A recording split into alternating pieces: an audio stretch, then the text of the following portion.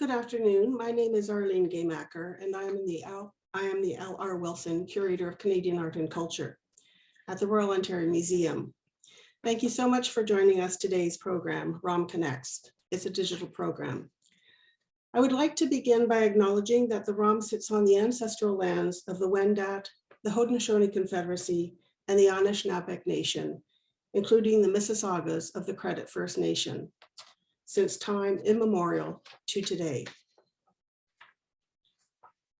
I'm pleased you could join us today to celebrate the new exhibition, Canadian Modern, on now until July 30th, 2023. Could I have the first slide, please?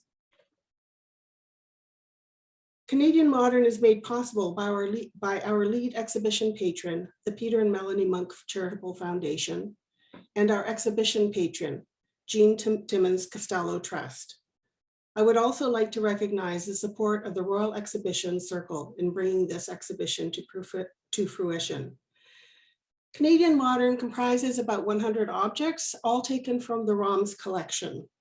It includes works from everyday objects to one-offs, singular objects, from industrial design through fashion, textiles, and jewelry, furniture, electronics. So it is wide-ranging and includes designers, Canadian designers from Jacques Young to Karim Rashid, Alfred Sung, Mary Commanda, Douglas Tattoo, and a host of other designers. Next slide, please. The companion publication, available now in ROM Boutique and other select retailers, highlights designers and manufacturers along with stunning original images of several exceptional objects included in the exhibition, some of which I show up here on the slide. For today's program, however, we look at how Canadian Modern offers a peek at Canada's next generation of designers through a partnership with OCAD University. Could I have the next slide, please?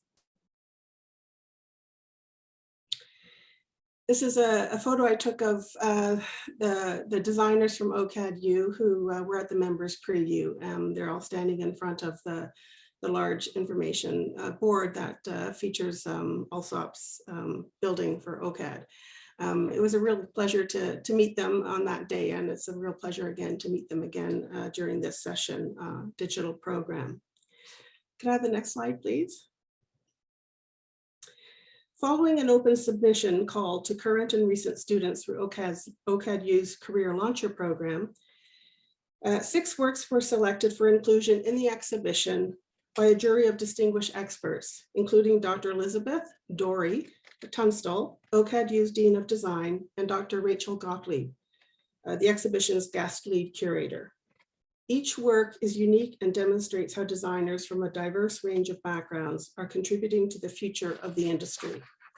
And we are delighted to be able to hear from these designers in today's program. The program is moderated by Dr. Tunstall, Dean of Design at Ontario's College of Art and Design University.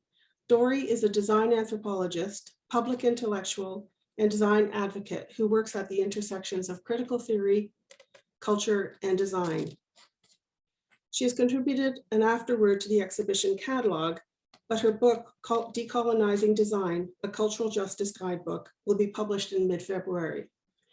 Dori is the first Black and Black female dean of a faculty of design and a recognized leader in the decolonization of art and design education. I'm pleased to introduce Dori. Welcome very much. Thank you. Thank you, Arlene. So we here are thrilled to have this conversation with the next generation of Canadian designers. So I would like to welcome as our guest for today's panel. And so as I call your name, reveal yourself. Antia Barbotsis, who is an art jeweler from Toronto. Her work is rooted in traditional craft and draws inspiration from her Greek and Indian heritage. Barbotsis blends ideals from disciplines including history, philosophy, and contemporary art and design. Elfie Castro integrates traditional and modern techniques with sustainable media, whether in textiles or product design. Their work immerses viewers in diverse worlds where the past and the future find common ground through identity and story. Kalalea Sitole is a passionate fashion and textile designer. She is influenced by modern trends and socio-cultural themes. Her work features dynamic color, composition, symbolic patterns, and storytelling.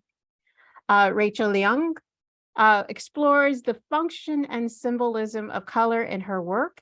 She uses hidden motifs in the details of her designs to draw viewers in and spark their curiosity. Stephanie Singh is a Toronto-based interdisciplinary textile designer.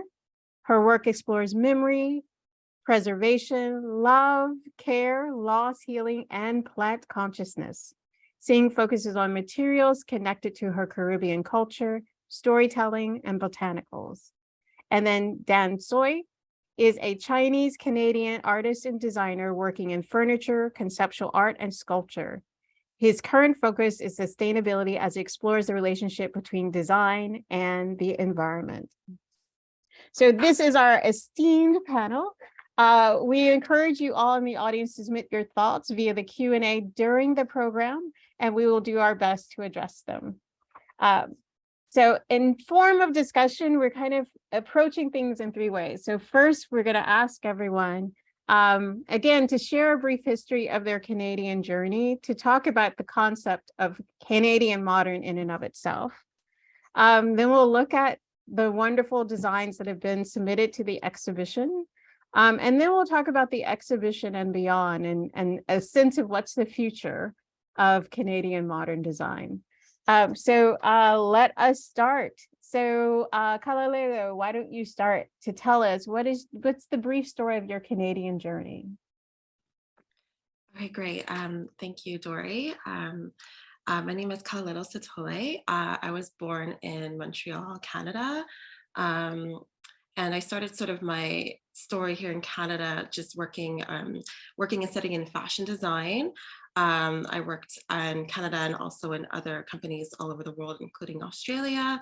And part of that, I wanted to really dive more deeper into the design. So I started to studied my degree in design in Australia, and then I ended up finishing it in Toronto.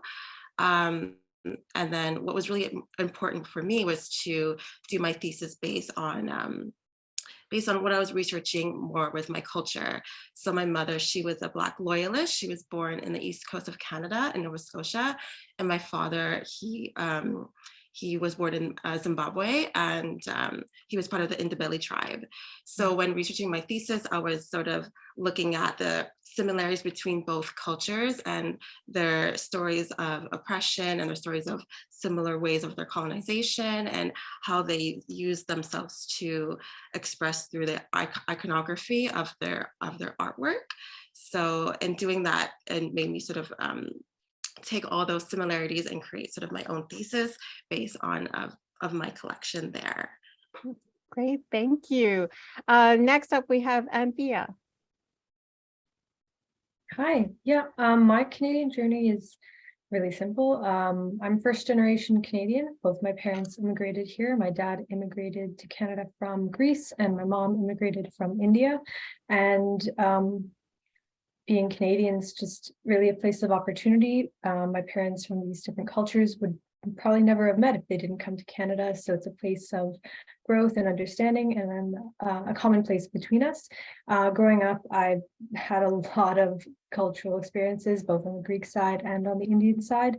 And as I got more interested in design and specific jewelry and that of my heritage on both sides, it kind of started to build into my own work. And when I got to OCAD to do my thesis, they were a really big inspiration and kind of the forefront of what I was doing with my work, specifically a lot of mixing of weaving techniques and textile techniques within the jewelry, similar to how I like to mix my kind of heritage into my work and to who I am as a Canadian. And from my work that I did a couple of years ago for my thesis, it's kind of just explored and expanded into a lot of the work I'm doing today. So yeah. Thank you. Next up, we have Dan. Hi, yeah. So I guess my Canadian journey begins with my parents, who immigrated in the late 90s from China. I was born and raised in Ottawa, which is a very specific Canadian experience, I think. And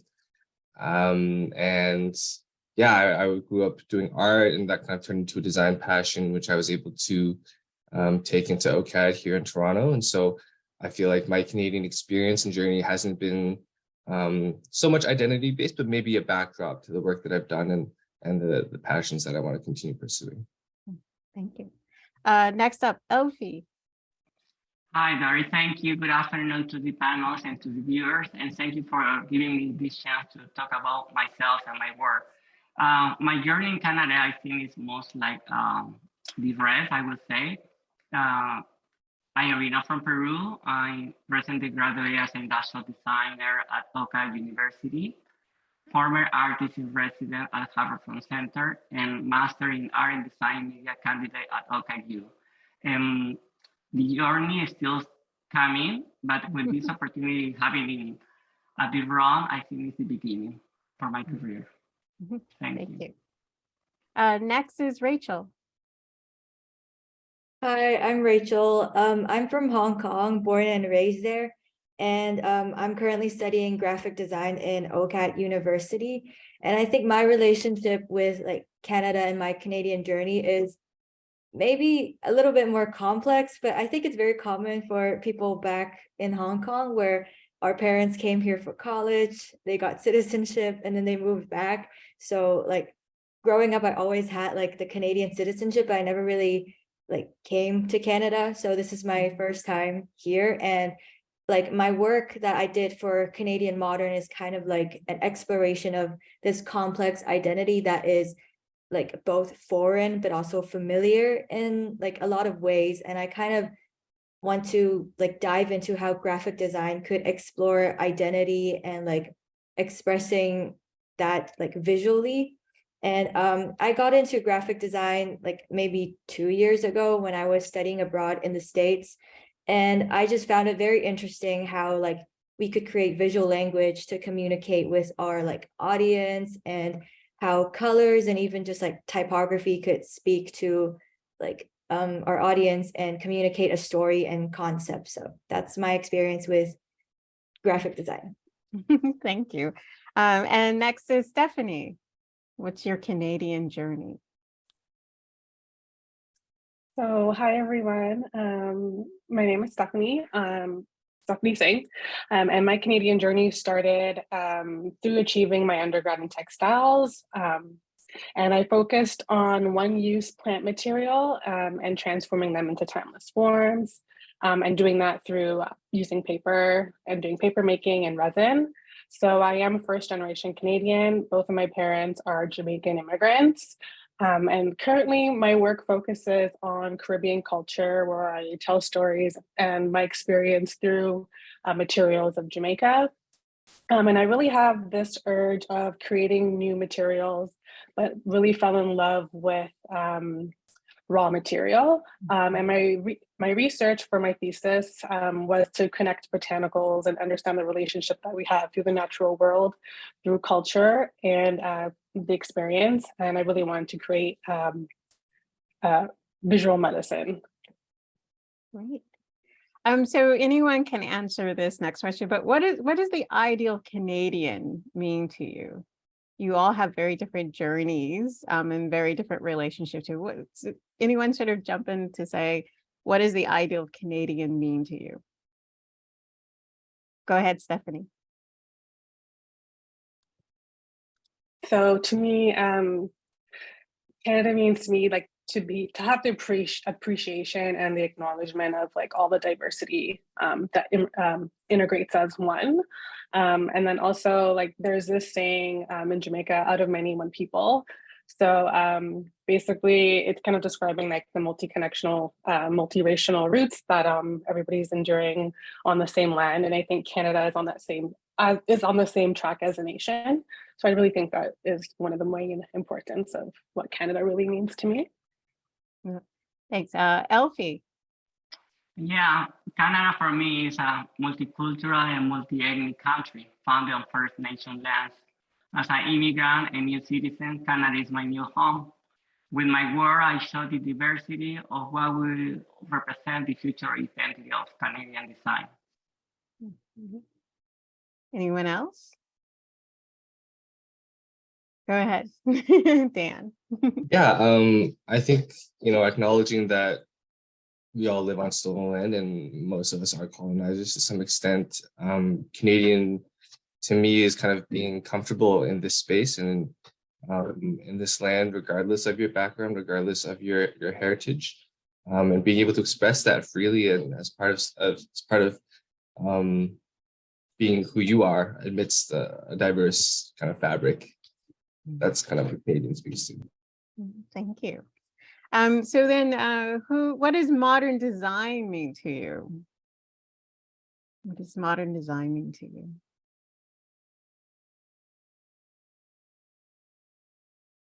Go ahead, Elfie. Yeah, well, for me, the meaning of modern design represents a strong attachment to aesthetics, balance, and scale. The concept of mid-century modern design towards a smart and healthy outcome still preserves in our contemporary societies.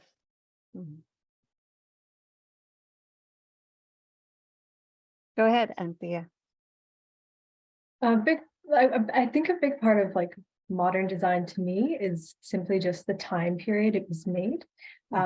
Because like nowadays we see everything from so many different time periods, and a lot of the times we're not paying attention to specific years, specific dates, and then we have to go back to it. We're like, oh, that's way off from what we maybe thought.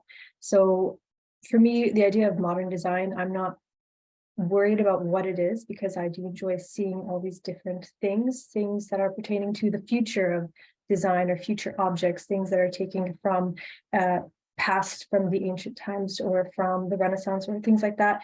I think it's just modern design to me talks more about who the actual maker is and what time period they're making. And Rachel. I think to me, modern design is kind of like when design became more of an art, more of a solution than just like an art to modern problems, I guess. Like I find it how interesting where design kind of lies in between problem solving and also like the aesthetics of it. And I think modern design, that's a huge aspect of like what modern design is. And I think it's like nice to see how creativity is not restricted to only just like artistic expression, but also it could be a way of like navigating like modern solutions to new problems, like creating alternatives to, I think, like traditionally maybe not eco-friendly like issues, I guess. And then I think just providing an alternative and also finding the middle ground with art is what modern design is. Thank you. Dan. Yeah, I would say that from kind of an industrial design perspective, I tend to separate modern from contemporary. I think of like modernism in particular. And so that I think relates to kind of the advent of mass production and maybe a more kind of accessible or universal approach to the distribution of design objects. So there's kind of like lots of implications with class and capitalism, but I think it kind of speaks to design being in the homes of everybody and being something that is something that can be appreciated and can be held and can be owned by more people than in the past, where it was very kind of separate and elitist in a way. And Kalaleo. I think modern design is really like sharing your story or creating art in our modern times right now. So I think being really mindful about your design and sharing stories that haven't been told yet in history. I think as Canadians, we're very curious to our own history and what we've been told in the past. I think it's just really being able to be fearless about what you're trying to say in our current times, what's going on politically and what's going on right now in the world, and just sharing that with the rest of your audience. Thank you. So then we'll move on to the next major topic, which is Everyone, why did you choose the objects that you submitted to the exhibition? So again, an opportunity to talk more specifically about the work that you presented. And we go in any order. I'll just go across the boxes. Go ahead, Elfie. Yeah, what I present, well, this exhibition was a great opportunity for me to present what I did last year. It was part of a furniture collection called Identity that questions the representation of gender stereotypes. And in this case, I present a chair because we know the history of art and design in Canada is very Eurocentric, masculine. Identity challenge this legacy. Well, can you tell us a little bit about like the materials that you selected in terms of, again, this visualization of these chairs? Yeah, because when we talk about stereotypes of gender, as a human being, always we think female and masculine is how we used to. And to apply in an object, I have to play with color, textures, and materials. I use, for example, for the interpretation of this female body, I chose bronze as a golden color and a smooth surface. For masculine bodies, I chose aluminum with a rough surface, and it's how I try to achieve that. And also I play with the curves and the lines because it's not how we look, it's not how we see, how we want to project when we are sitting in a chair, how people, they see us, not how we look. Thank you for that. Anthea. The work I submitted plays off of a piece I did during my thesis, which was about traditional Indian jewelry and themes of celebration. And I wanted to kind of carry that exploration into my heritage forward. And I really wanted to showcase and make something worth celebrating. I think we need a little bit more of that nowadays. So I created a pair of earrings and a bangle that are a bit more modern spins on some of the things I was researching within Indian heritage, in Indian jewelry, and also looking at some ancient Greek jewelry as well. And because I'm weaving, I'm creating shapes that can hold itself up in ways that if you're weaving with, you know, thread or yarn, you can't. And I followed a lot of like flower shapes, blooming flowers.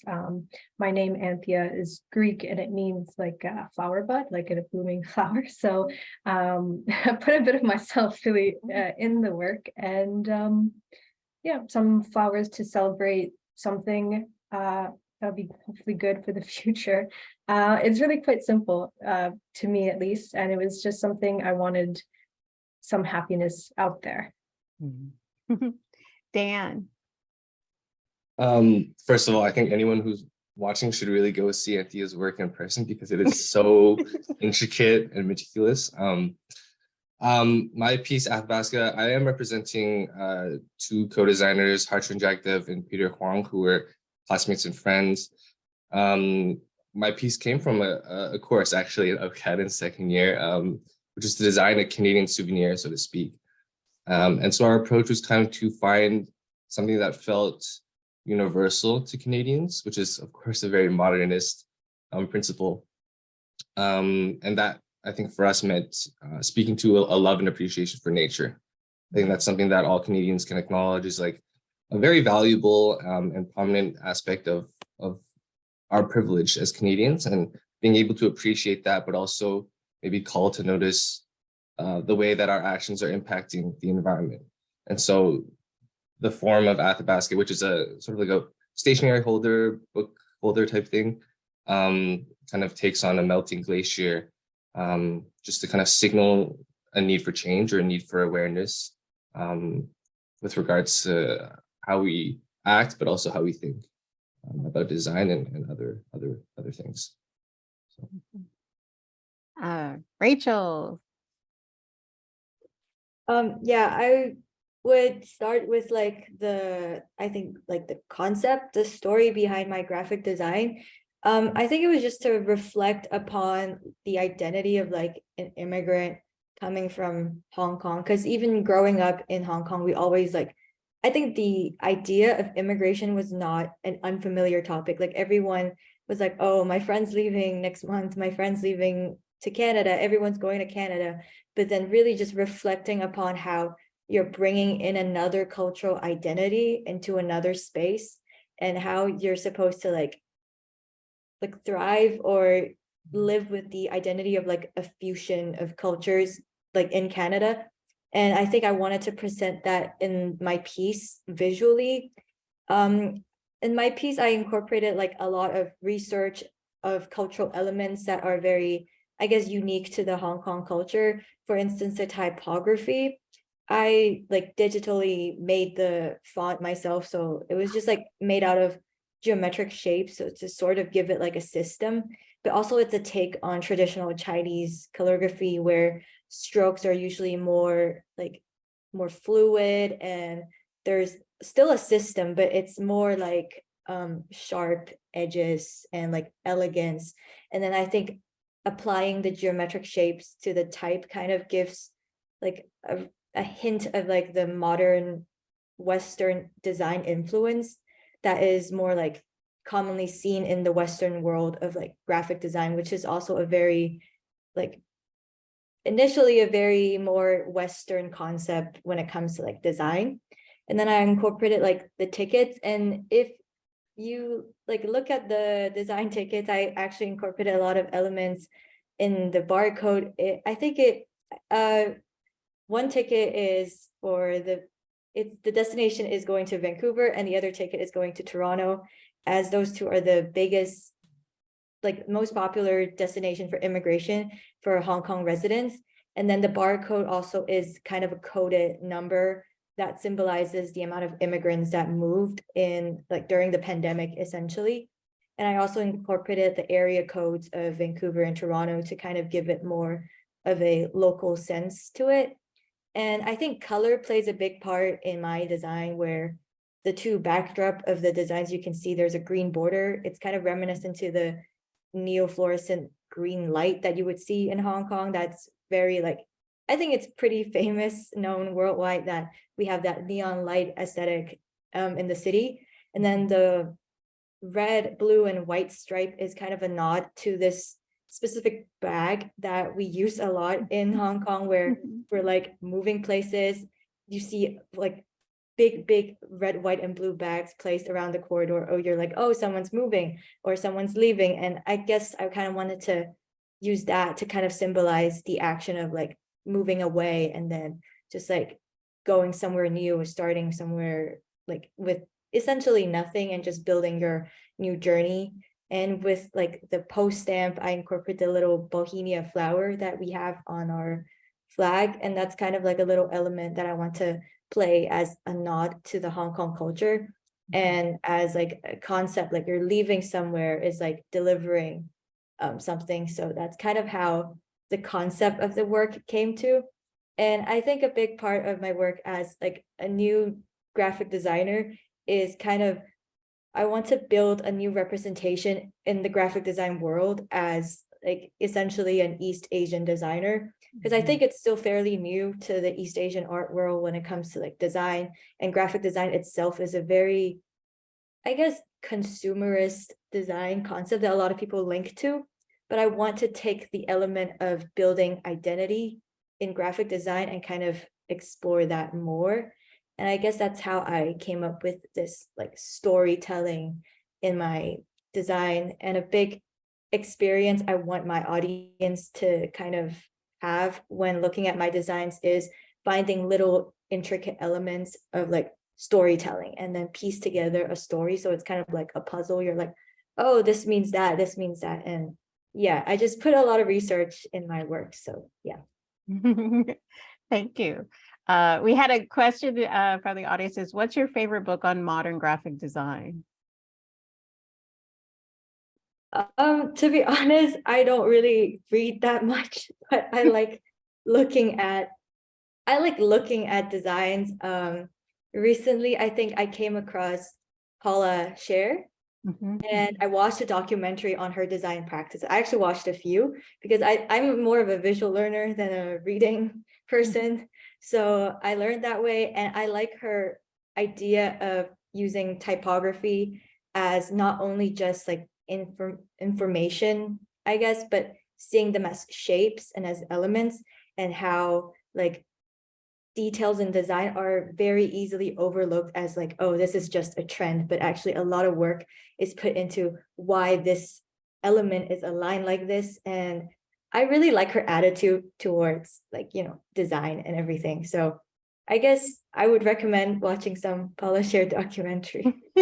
Thank you. Stephanie.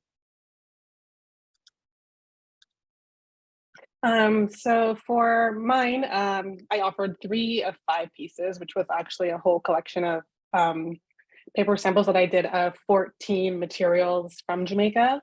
And those collections are from my Black Foliage material vases that I exhibited for my final. So I really wanted my practice to want viewers to be really engaged, to touch, to question the material. So I really wanted to showcase material that was like often overlooked, or that was being used as like a direct one-use material that we would usually use it in. So I used materials, so I have ganja, marijuana, lignum vitae, which is, well, I can kind of explain each story of my story for each one. So ganja is obviously usually smoked by, you know, the Rastafarian lifestyle, but other than smoking, it's also a really good herb to drink. It's also really good extracted in oils, so it's really good for like healing the body in that sense.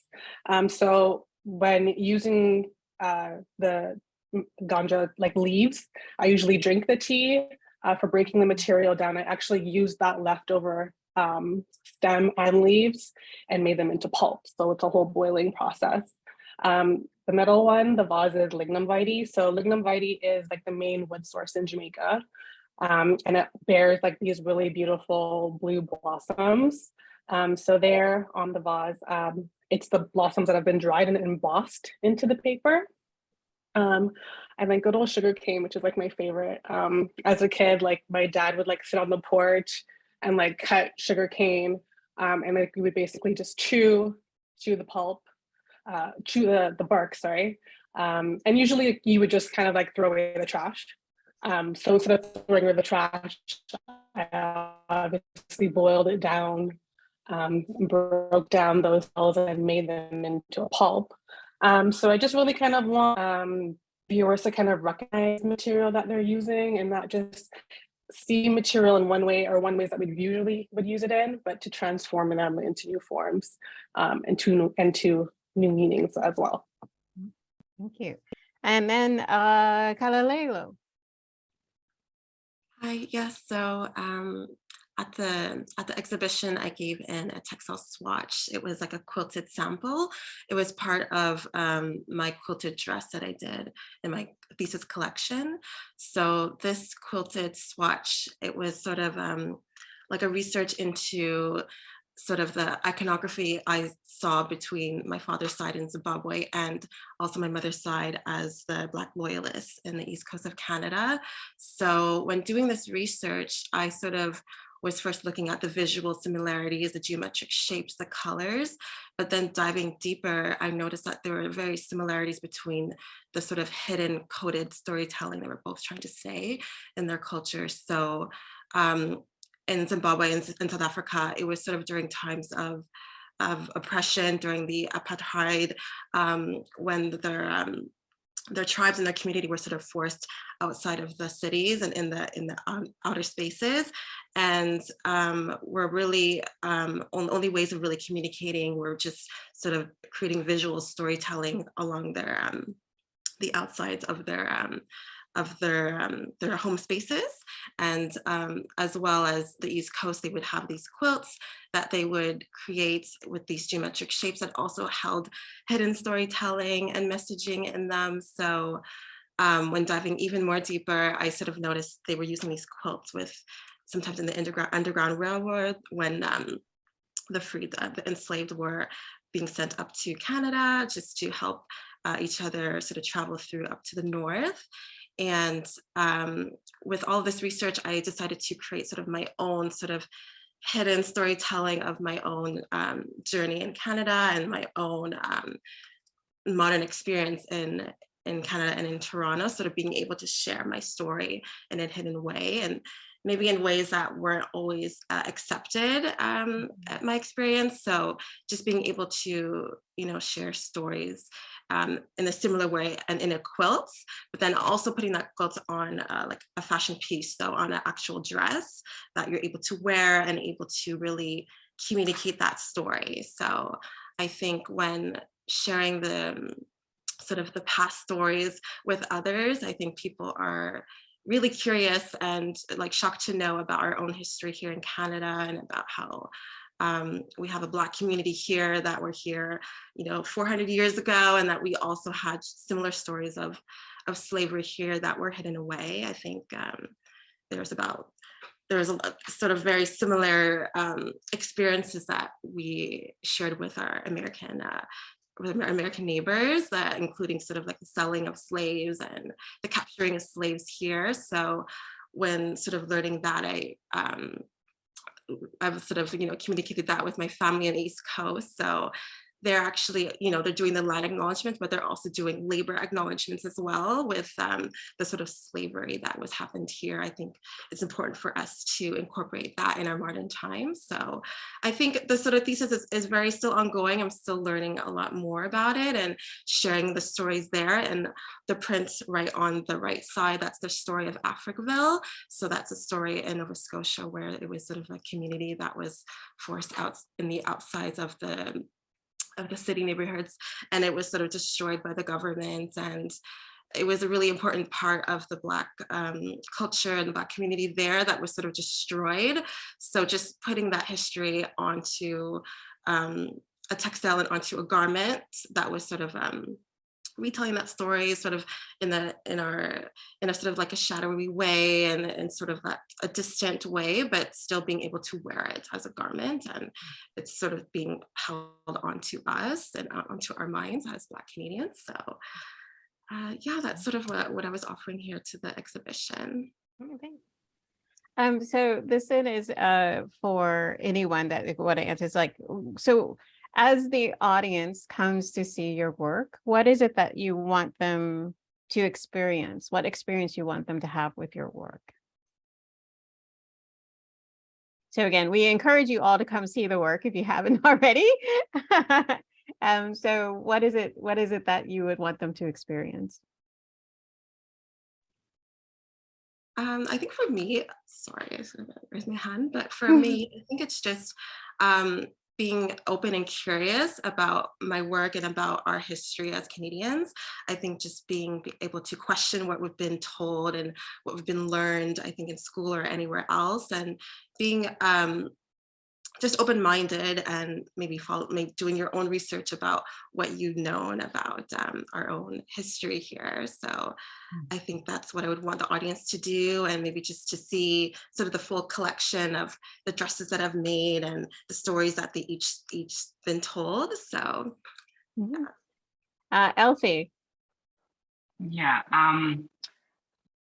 actually, I really want to transmit my support is just not to the LGBTQ plus community. It's now also reflects the support about females, the how they deliver their work. For example, I can use Dori as example. You are really the first Black female using as a dean of the design, and why we have to wait so long?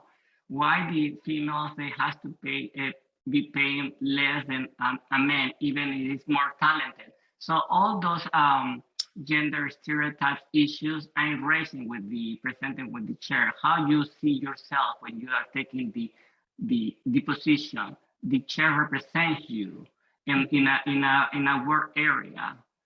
That's something we have to still buy and confront it, because it's a long battle, like as we started, and that we need to raise and use design as a power tool.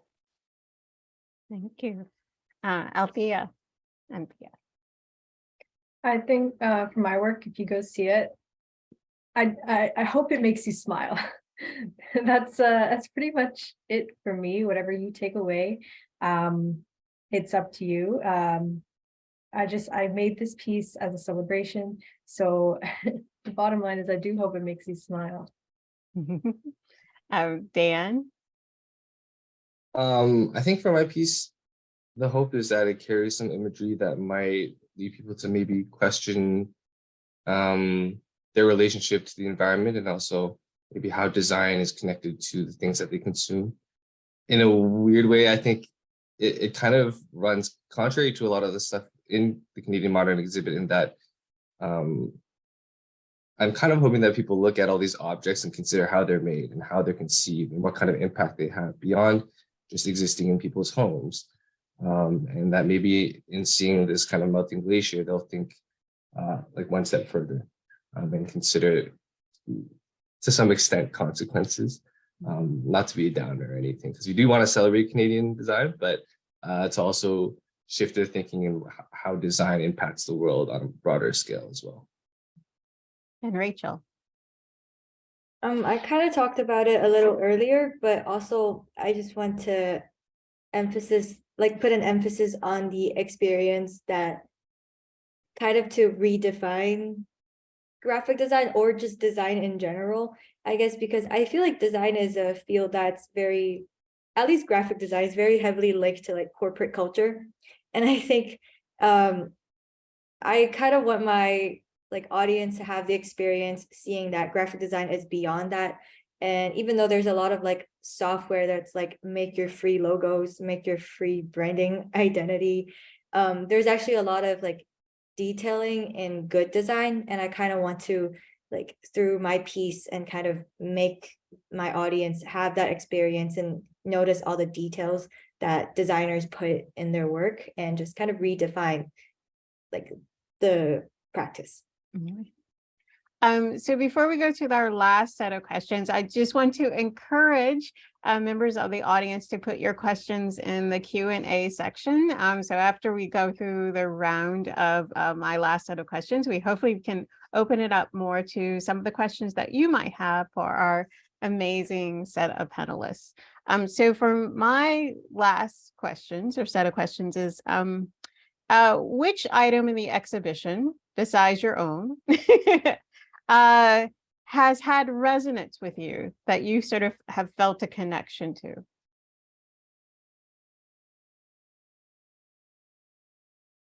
Go ahead, Stephanie. For me, I really enjoyed seeing the retro phones and the toys and the vinyl players. It kind of just brings back nostalgia of being a child and using those type of pieces electronics in our home. But it also just kind of it's reality that I brought my daughter to an antique shop maybe a couple of weeks ago, and she saw the phone where you have to put your finger in and you have to dial. We're losing you. I think, Stephanie, we're losing you. Yeah, we really had. Oh, can you hear me now? Yeah. Can you hear me now? Okay, sorry. Yeah. So it just kind of brings back this. We really had to put our finger in the phone to dial, or having on the TV by hand, and it's memories. Elfie, what resonated with you? Yeah, as a designer and passionate about everything, just not Canadian design, is not Canadian in the world. seeing in person the retrospective sound of the iconic pieces of modern Canadian design, such as the Project G stereo, designed by Hugh Spencer, are inspirational and reminder of the importance of design aesthetics and functionality. My question is, why there is no longer a cultural appreciation for design in Canada? Why is this kind of going back? Why will this important aesthetic didn't continue? I think it's something like as a designer, we need to focus on that and don't just produce an obvious like they're going to be obsolete or mass production. We need to recover the beauty of design. Anthea. For me, it was seeing Brad Copping's work, his glass work there, because he, although he's a different type of craftsman, his glass work is just beautiful, and he's an artist whose work I've followed for a little while and studied, and it's amazing to me that I'm in the same exhibition that he is. So it feels like I'm doing something right, or I'm being recognized along with somebody who I admire so much. And just to see his vessels, and they have these beautiful organic shapes and things like that very expressive, and something that although in a different material and a different craft, it's something I aim to emulate. So seeing his work really resonated with me. And Dan, what resonated with you? I sort of have two answers, but I'll run through quickly.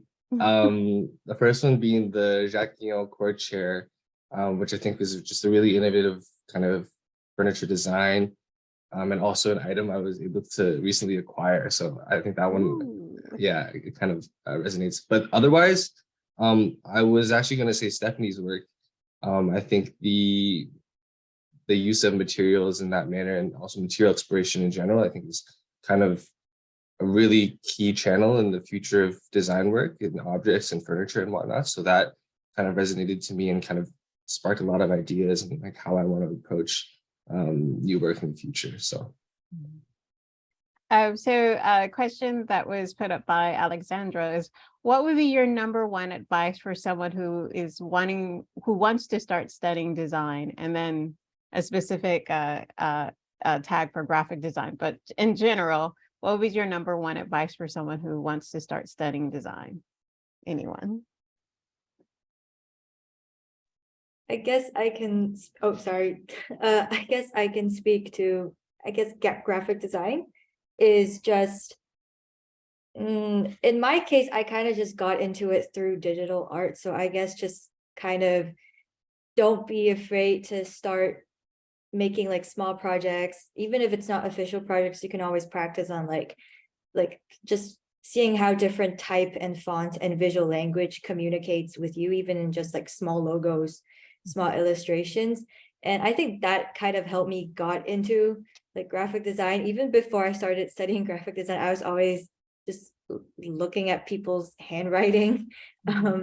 I don't know, I guess I kind of grew up in like my school culture back in Hong Kong. Everyone had a phase where we all were like really trying to get good handwriting, and I guess that kind of got me into it.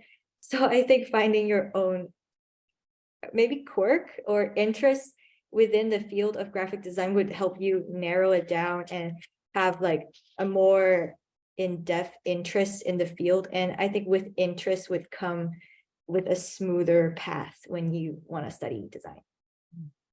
Elfie, you had your hand up.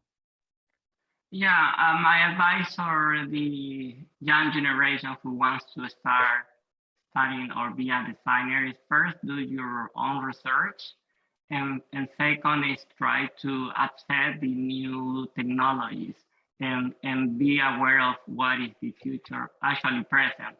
AI is an important tool that is already here and it's gonna keep growing. It is disrupting many fields. So what I said, do your own research, and world is changing fast. Okay. Well, then to begin to wrap up our discussion, I ask of each one of you, What are 2 words that express how you feel about being considered the future of Canadian design? So 2 words. Go ahead, Elfie. Yeah, I think because we are almost over. For me, it's honorable, inclusive.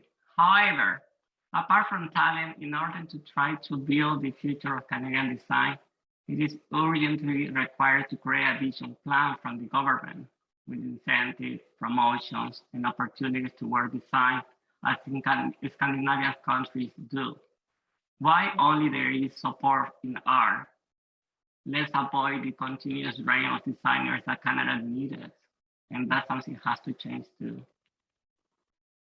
I endorse that perspective. Who wants to go next? 2 words.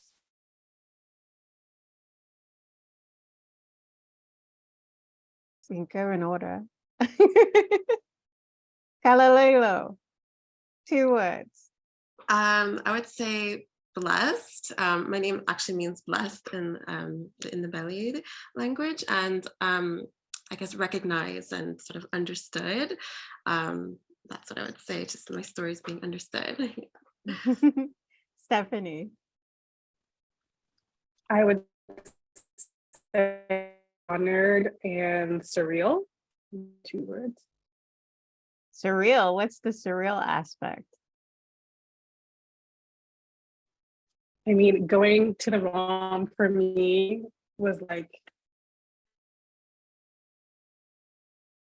oh my God, like we're actually in this museum that is like a national part of Canada.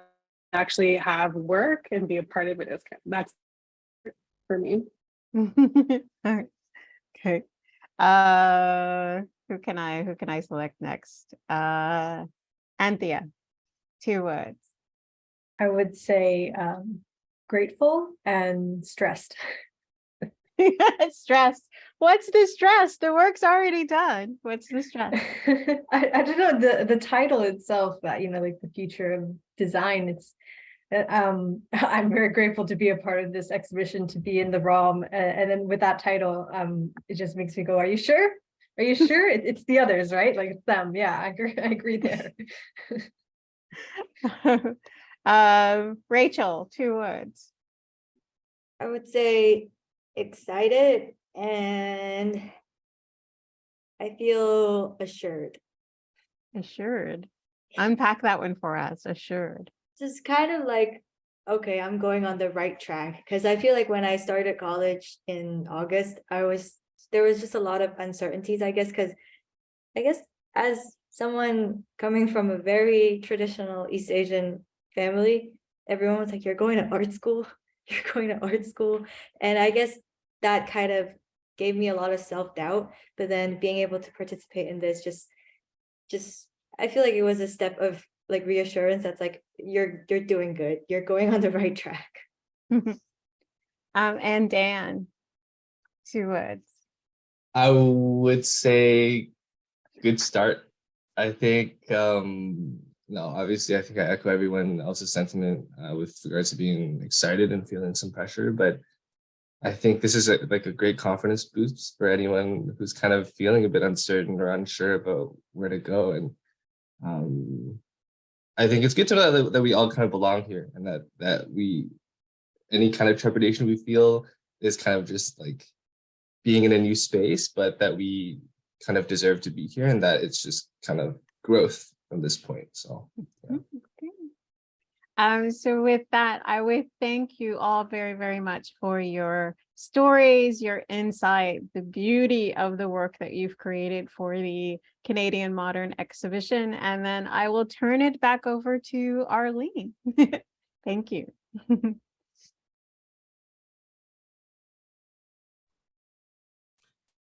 Thank you all to the audience for joining us today, and thank you especially Dori as moderator of this panel, and also each and every one of you designers for being with us. I'm going to name you by individually. Alfie, thank you. Kalalelo, thank you. Daniel, thank you. Anthea, thank you. Rachel, thank you. And Stephanie, thank you. I think what was really important for me was, and I think people will see this when they go to the exhibition, was just having all this extra information and insights about your own work to bring to viewing your works when we are in the exhibition. And I'm really, really grateful for that. Thank you for sharing your work. It's wonderful. And also your experiences. It's been a really wonderful time for me to hear everything. And I really am grateful for that. Canadian Modern is now open until July 30th, 2023. We hope you have the opportunity to visit it in person. And we hope to see you again soon at one of our upcoming programs. More information on in-person and digital programs can be found at rom.on.ca. Have a wonderful afternoon.